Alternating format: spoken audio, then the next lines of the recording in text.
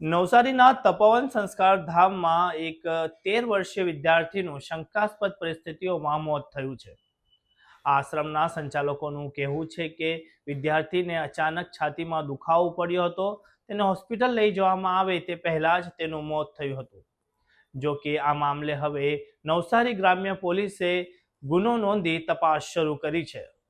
નવસારીના તપોવન સંસ્કારધામમાં મહારાષ્ટ્રના શહાદાનો 13 વર્ષીય વિદ્યાર્થી જેનું નામ મેઘ જૈન હતું તે અભ્યાસ કરતો હતો અને અહીં જ હોસ્ટેલમાં રહેતો હતો। હવે શાળા સંચાલકોએ એવો દાવો કર્યો છે કે ગતરોજ તેની છાતીમાં અસહ્ય દુખાવો પડ્યો હતો અને તેને હોસ્પિટલ લઈ જવાયો હતો, પરંતુ રસ્તામાં જ તેને દમ તોડી દીધો। પરંતુ બીજી તરફ પરિવારે એવા આક્ષેપ કર્યા છે કે અમને જાણવા મળ્યું છે કે શાળા સંચાલકોએ હોસ્પિટલ લઈ જતા મોડું કર્યું, તેના લીધે આ વિદ્યાર્થીનું મોત થયું। હવે બાળકના માતા પિતાએ આક્ષેપો કરતા નવસારી ગ્રામ્ય પોલીસે અકસ્માતે ગુનો નોંધ્યો છે અને તપાસ શરૂ કરી છે।